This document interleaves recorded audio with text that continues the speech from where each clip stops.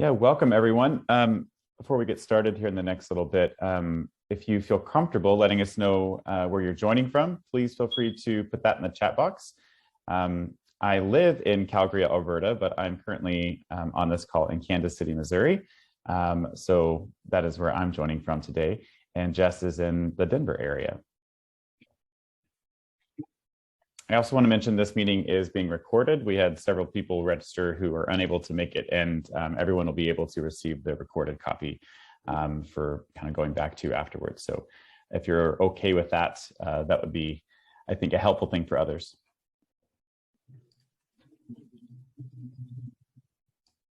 All right, welcome from Virginia and Denver and New York. Very cool.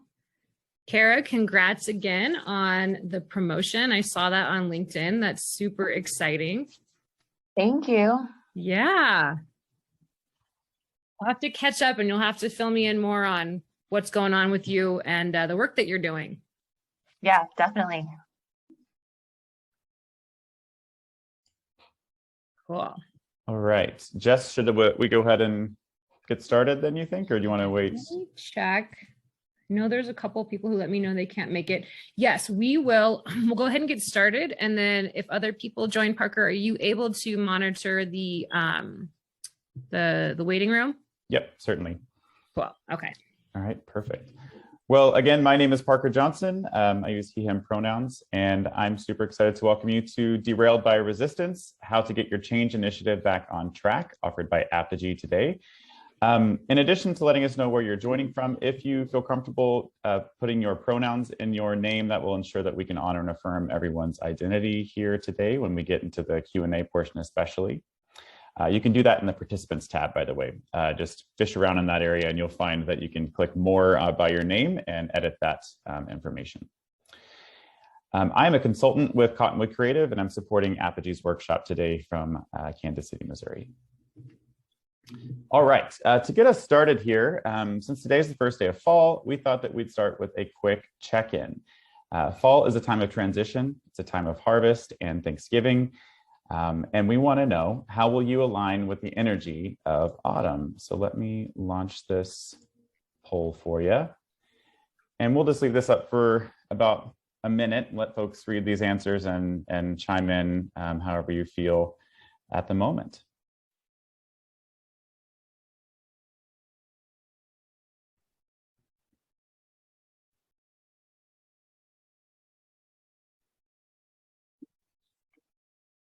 All right. And unfortunately, as co-host, I can't participate, but I will say that I am in the first camp. So I will pause and reflect on how far I've come this year. So that's great. We've got a good split here. One is I will pause and reflect on how far I've come this year. That would also be me, like I said. And two folks indicated that they will be willing to identify and let go of old ideas that no longer serve them. Perfect. I guess I could have shared those results with you. Sorry. There's the results for the for those who are interested. All right.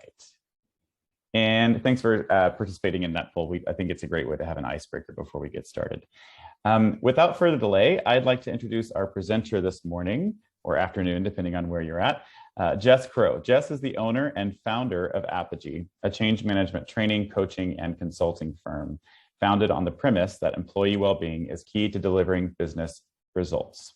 She has over 15 years experience serving as a business leader, operator, and innovator at top Denver companies. Prior to Apogy, Jess led clinical strategy and innovation for DaVita, a Fortune 200 healthcare company.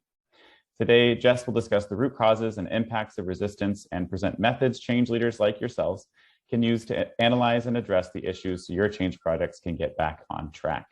Let's get started, Jess. Perfect. And I just realized with this cute little poll that we just had, I didn't even put up the fun fall picture. So that would have been nice. Apologies. And thank you for responding to the poll. And thank you, Parker, for the introduction. So as Parker said, my name is Jess Crow. And I have been spent most of my professional career in a corporate setting. So I started Apogy in 2019, but I understand firsthand a lot of the challenges that you are likely going through in your day-to-day. So let's just sort of reorient why we are here, why we joined this conversation, and just ask yourself one of these questions. Have you ever been a part of a project or a program where you felt like all you were doing was putting out fires, or maybe you were leading an initiative and for every step forward, it felt like you were taking a couple of steps back? So I know I've been in that situation before. So if you answered yes to any of those questions or the ones I just asked, then you are totally in the right space. We're in the right spot today. So let's go ahead. Oops, I got to get my moving forward motion. Okay, so I am going to assume that each of you has a different background and experience in change management. So I want us to align on the definition of what change management is. So the best way to think about change management, it is a knowledge base and a practice. So it combines research and structure, process, and tools, all with the intent of helping people change how they think, how they feel, and how they behave so they can accept, adopt, and sustain the changes that are needed to transform a business. So depending on where you work and how you work, change management is often integrated with project management or portfolio management. And if you're familiar with those disciplines, they focus on the solution, getting it integrated into the business, the budget, the schedule, the logistics, like think Gantt charts. Change management is a little bit more touchy-feely, that EQ part of caring for people. It thinks about, what are these people, what do they need? They've been impacted by this solution. The expectation is that they have to use it. What do they need to buy in, to get excited about it, to actually use the change? So that's how to think about change management. And when I was trained in change management almost a decade ago, the expectation was that I would serve as a change manager within the organization that I was working at. Now, I was a change manager for several years. However, I took on other roles and responsibilities. And what I realized is that understanding how to lead and influence outcomes is a useful skill in any role that you're in, whether it's operations, accounting, strategy. It can be something that as a business leader, it's a skill. It's a skill that can be developed. It's also a way of thinking and behaving. So at Apogy, we are focused on developing change leaders at all levels of the organization. And that's one of the reasons why I started the company. And I really started Apogy with the busy, likely overworked professional in mind. So hopefully you have a good amount of work-life balance, but if not, I understand. And what makes Apogy different from other providers of change management training and certification is our approach. So we built our training program with lean and micro learning principles in mind. And if you're not familiar with lean and micro learning is giving you the core and what you need to know. We give you that information in bite-sized chunks. And so that's the micro learning principles. And we do that for two reasons. One, adult learning shows that when you have smaller, more digestible segments of information, it's easier for you to retain the information. And we also make it shorter so you can take the information and go apply it. We prioritize application because knowledge is not power until you actually know how to use it. We also started Apogy, or I started Apogy with the understanding that well-being is a key driver of company performance and sustained high performance as an individual. When people are stressed and they're overwhelmed, overworked, it impacts your ability to think creatively, to problem solve, to remember things. And we want you to show up as the best person in all areas of your life, and certainly in the workplace. So with that in mind, we created our training program with well-being modalities and strategies integrated, and our change leadership methodology. So we're trying to get people, being yourselves, the leaders in your organization, to think differently about how you approach change and how you develop and nurture the people that you're asking to do something different. So we focus a lot on resilience management versus resistance management in our training program. So why you're here, what you're going to get out of the workshop today, this is what you can expect to walk away with. why your project might be going off track, how to use data and information to really understand what the issues are. And then we'll give you some best practices on how to present your insights to your leadership team, because you want their buy-in, you want their support, you might need resources to move forward with your next step. So we're going to set all that up for you today. If at any moment you have questions, please feel free to unmute yourself. You can raise your hand in the chat box and I'll make sure to pause and answer any questions you might have. So let's go ahead and get started. Okay, let's talk a little bit about why change initiatives get derailed. And again, just understanding that you all might have a different understanding or different background and experience in change management. Let's talk about what is a change initiative. So really, change initiatives are how business strategy gets delivered. And I keep looking over to the right because that's where my all the boxes are. I'll try to stay focused on the front. But change initiatives are how business strategy gets delivered. So when I use the term initiative, it could be a project or a program, some sort of shift or update. It can impact any area of the business. So it could be a new operating model, business model that you're trying to roll out, a continuous improvement program. It could be a restructuring of teams to better support the needs of the business. It could be a software deployment. It could be planned, something that you as a leadership team or your team has identified as a project that will advance your business strategy. It could be unplanned. I mean, last year showed us what unplanned change, the impact it can have on businesses and on organizations with COVID-19 and how that drastically changed the entire business landscape and what organizations had to do to react, respond, and remain viable. And some were successful and others were not, as I'm sure you are all aware. Change can be transformational. So when we say that, it's those disruptive changes that impact the entire organization. It can be incremental changes. Process improvement, operating model, things within operations that are meant to improve, savings, things along those lines. Or it can be what I refer to as change ripples. So those small shifts and updates, maybe moving from one software platform, like just getting an update in your software, or you've got a new leader on the team. Those happen at a greater frequency. And because they do, they end up having the same impact on people as the bigger change initiatives. So hopefully that makes sense. And we've all got a shared understanding of what a change initiative is. Now, when you have responsibility for a project, a program, or initiative, it's really easier, at least it was for me, to get tunnel vision. You're focused on what do I need to do to find success in this area, to get this project, program, whatever it is, out, integrated within the business and people using it. Which is why as change leaders, it's really important to maintain a kind of a broad view of all the change that's happening within your organization. So think about where you work and all the different teams and their purpose and their goals. Everyone's working on something with the intent of moving the business forward.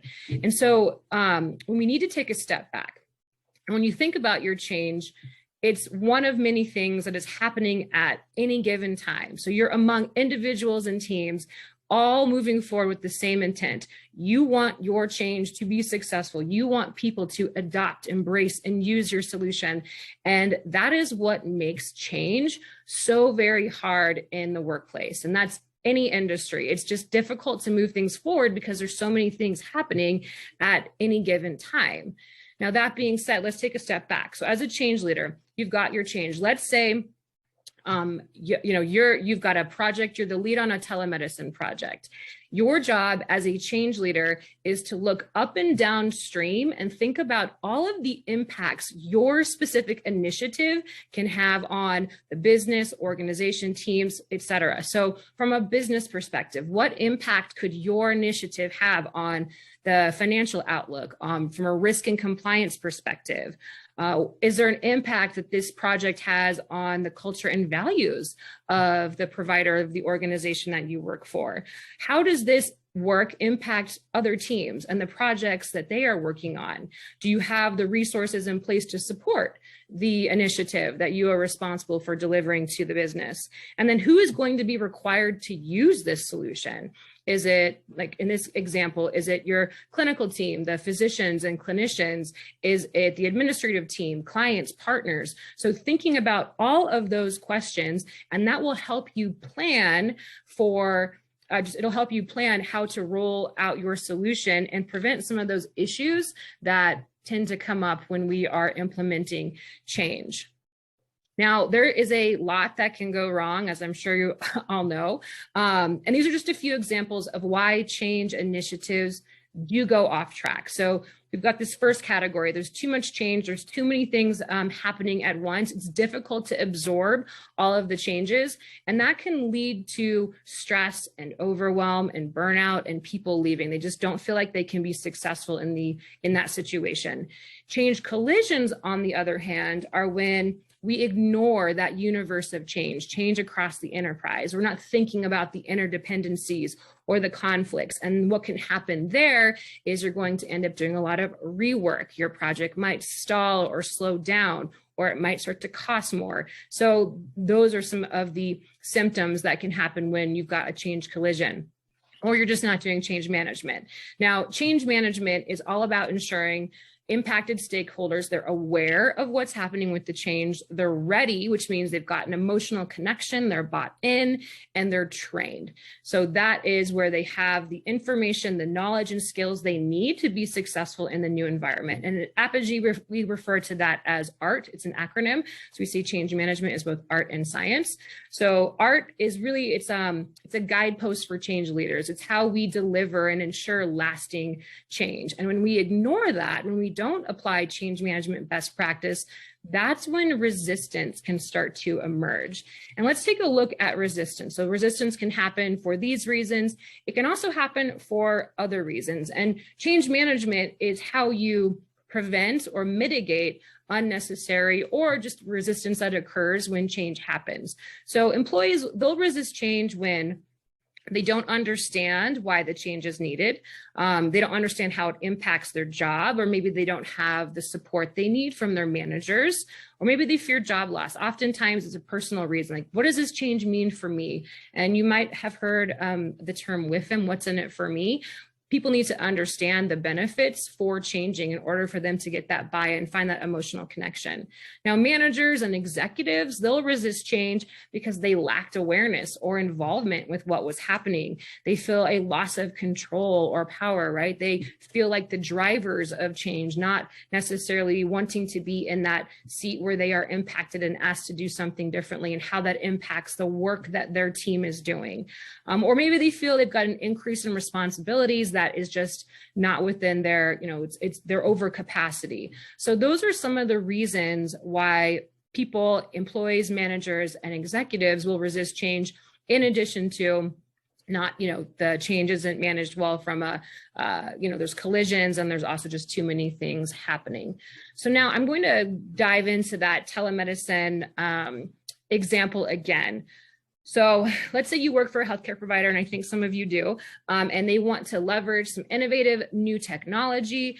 They want to offer video visits to patients, and currently patient encounters happen in the office. And so we're transitioning to having more visits occur over your phone. So you're the lead on the project. You're working with the vendor, you start to work with internal teams, and all of a sudden you start to experience some roadblocks, some barriers. The head of IT has concerns about security and PHI, and then you start to hear some noise from the administrative team. They're wondering, how is this going to impact my job? How, what will I need to learn something new? Is it going to eliminate my job? And then from the clinical team, from the physicians, they've got preferences. They want to see their patients in person. They don't want to have to do video visits. And then also, how will the billing work? How will we document the encounters? How will we get paid? So all of these things, all of these questions start to come up from a lot of different angles, and you start to feel like you're putting all of your time into managing and answering these questions instead of actually rolling out the solution. So I am curious, has anyone, and Parker, I think there's a poll here that we can run, has this scenario ever happened to you? And maybe it's not this exact example, but Have you ever been in a situation where you're responsible for rolling something out and it's just not working? On occasion, more often than not. Yep. All right, thank you. I can see the results already. Cool. Okay. I'm glad it's not all the time, because that would be really painful. And more often than not, yep, I've been there, and also on occasion. So it sounds like some things are working well, and then there's also some opportunities to potentially integrate more change management or do something different. So thank you for responding to that poll. Does anybody have any questions so far, just in terms of what I've been covering, before I move into the next section, which is all about how to diagnose the issues? Okay. All right. I will continue. Thanks, Parker, for hosting that poll. Okay. So now that we know why initiatives get off track, let's figure out what the problems are. So when you think about a project or an initiative that you're responsible for, what are some of the reasons that you're currently struggling to achieve success? And maybe some of them are listed here. Your leadership team isn't aligned. Decisions keep getting overturned. There's a lack of agreement on how to move forward. Maybe you're not even able to get your idea off the ground. It's a non-starter. You're not making any progress. Or you've already started to roll your, whatever your change or solution is, out the door, and you're getting negative feedback. I don't understand. I don't want to use this. This takes more time. This doesn't work. It's broken. Or you could be dealing with rework and delays, meaning you're moving forward with something and there's issues in terms of it's not working as designed, or there's other projects that need to happen before yours and you're running into conflicts there. Or maybe you've already launched whatever the change or solution is and people are not using it. They're reverting back to the old ways of working because it's easier and faster, even though you need them to do something different in this new environment. So there's a lot of reasons, and these are really symptoms of the bigger problems. And so to understand and dig in and figure out what exactly is broken here, we have something at Apogy we refer to as the AAA measurement approach. So your next step as a change leader is to collect quantitative and qualitative data. And so when we talk about acquiring the information, this is, and I'll show you a couple of ways in the next couple of slides to do that. You want to get information from people, from systems, and a lot of different methods you can use. But the best thing you can do, if you haven't done it yet, is to establish a baseline data point. So this is what is your current state? Where are you going to be moving from? And that is, how are things going today? What do people like about their current situation or the current solution? What do they not like? Because over time, when you get to that analysis phase, you want to be able to look back and either see how far you've come, right? So you can see an improvement, or you can see that decline. That's that tracking and trending of the information that happens in the analysis stage. Address, this is your plan to deal with the issues that you've identified, that downward trend. And the last part of this presentation will walk through some best practices on how to convey that information. So that's the AAA measurement approach. And here is what to look for.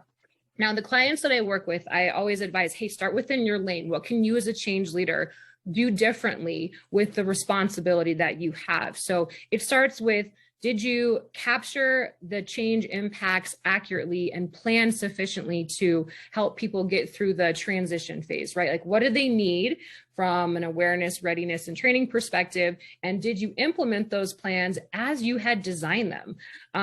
Are our stakeholders, do they feel like they had the right level of awareness in terms of what was happening, how the change impacted their job?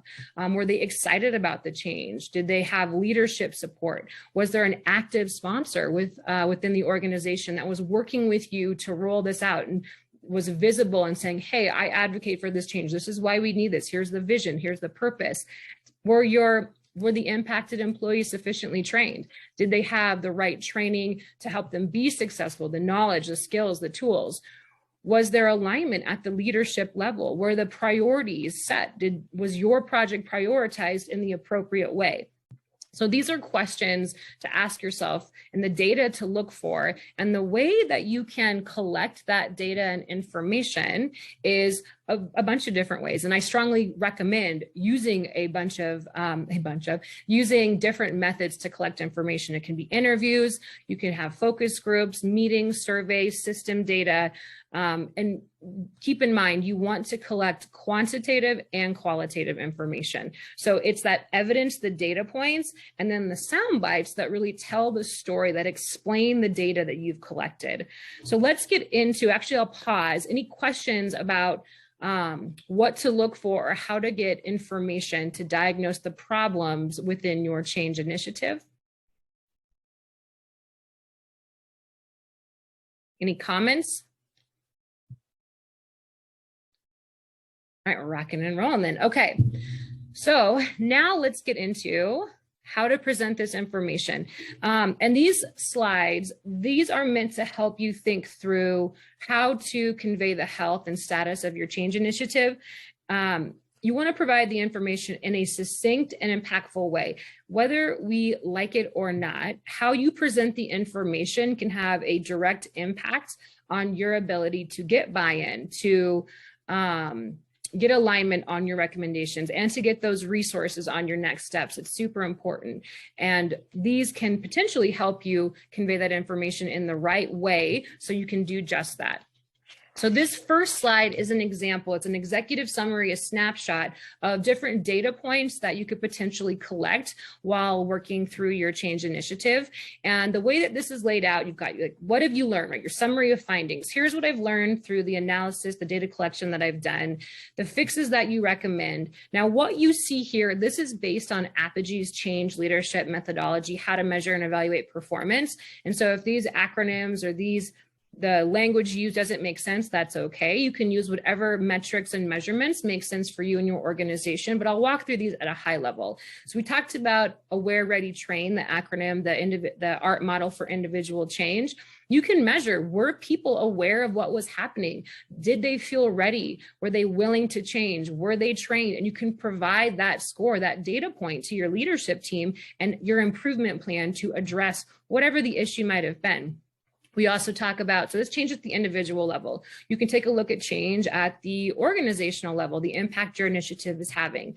Another acronym that we use is called SUPER, and it refers to satisfaction, utilization, proficiency, engagement, and results, and those can be different data points. And so what you see here are just examples of different metrics that align with that measurement model. You can provide the goal, how you're doing, how frequently you're checking for that information. This is that quick hit where your leadership team, your boss, your peers can say, okay, I know what's going on, and I know that the person who's running this project, program, initiative, they have a plan to address whatever's not working, or they have a plan to celebrate what is. So that celebrate success also is important. If you recall back to the poll that you did at the beginning of this meeting, nobody said they were going to celebrate accomplishments. And so make sure you're doing that too. That's an important part of reinforcing change, and it helps people to feel good about the work that they are putting into making your change a success.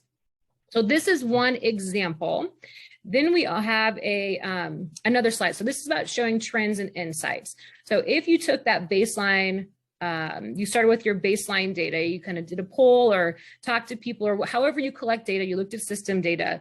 Being able to trend the results over time is an impactful way of saying, here's what's working, or it's a very helpful way to identify quickly what is working and what isn't working. And then again, collect those sound bites from the people who are using or not using the change as intended. And if you can attribute those sound bites to an individual, so in the case of telemedicine, a nurse, a doctor, and you have their name and where they're from, that's very influential with leaders to say, oh my gosh, there's people on the end of this, the people that are supposed to be using this, and here's how they're feeling about it. That has an impact in a different way than just seeing the numbers, which is, it's executive speak in the language of numbers. And so it's more of a sterile way, I guess, of putting it. You want to bring that human element into the conversation. And that's what we as change leaders do. We're caring for that human side of change by elevating what's happening with the people that are being asked to use the solution.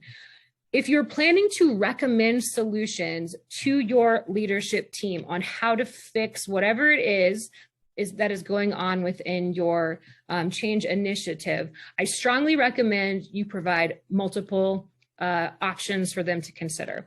And the reason for that is twofold. First, it shows that you've thought about the solution from multiple angles, and that's a good thing.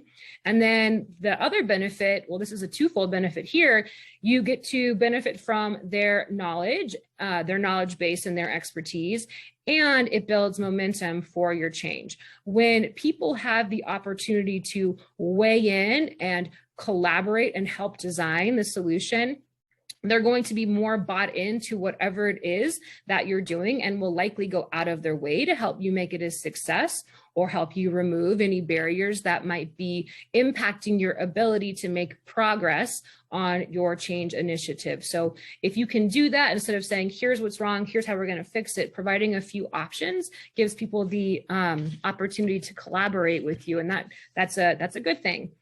For those of you that are visual like me, for your leadership team, for your peers that are visual, a roadmap is a great way to show what's happening across the organization. Now, you can keep this specific to your portfolio or to your team, but if you're able to give that big picture view of change across the enterprise, that can be impactful, as then your team, your leadership team will say, hey, there's a lot going on in the month of November, for example. Is that going to put this really important change initiative at risk? Are there conflicts that we should be thinking of that we haven't really discussed? And it creates that conversation. Now, you might be able to create this independently if you've got access to a portfolio sort of management tool, or maybe you're a part of the PMO, or if you're in operations, you know kind of all the projects that are happening.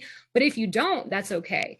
You can ask questions. You can reach out to people and ask them, like, hey, what are you working on? And that's a good thing because you're going to start to build relationships. You'll start to understand all of the other things that are happening within your company, and you'll build those relationships and contacts. And you can almost, you can form a committee and share what's happening across the teams, and that increases clarity and transparency. And that is a good thing when we have a lot going on at any given time, which most organizations do.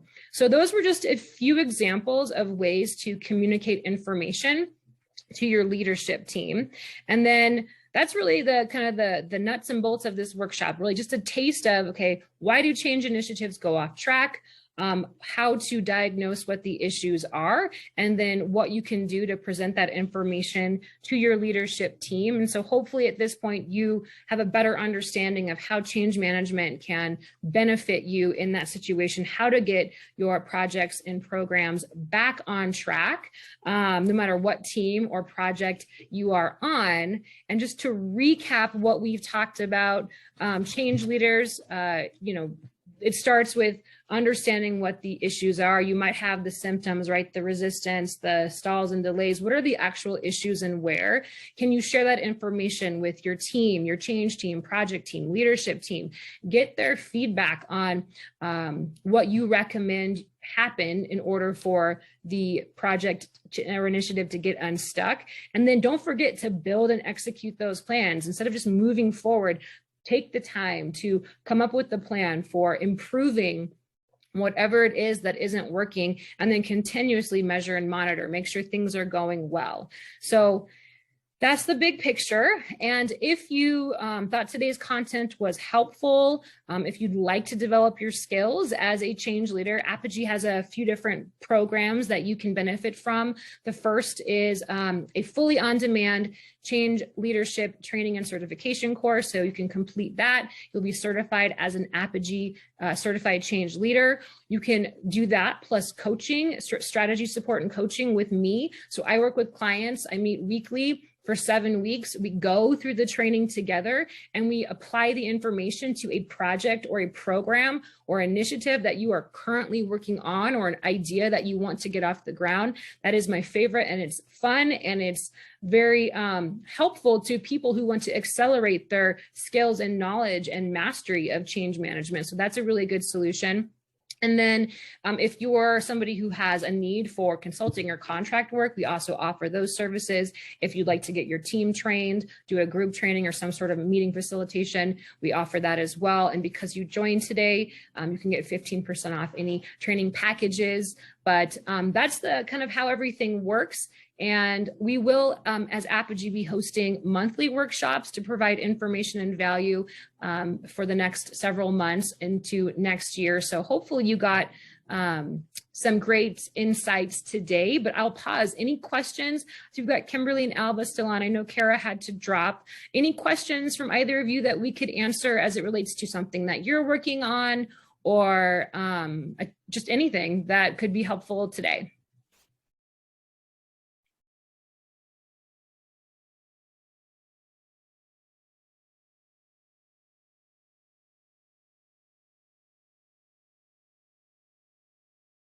Okay, cool. Thank you, Kimberly.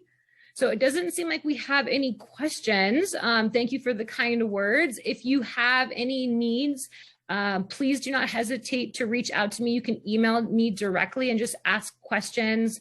Would love to connect with you directly on LinkedIn if we aren't already. I'll check that out. But thank you so much for joining today. Really appreciate you taking the time out of your very busy day. I hope you got something out of today, and I hope you join a future workshop. If you have any requests in terms of content that you would like to see covered, please don't hesitate to let me know. Parker, thank you for moderating today, and have a great rest of your Wednesday. Happy first day of fall as well. Yeah, thanks everyone. Great work, Jess. All right, thanks. Take care, everybody.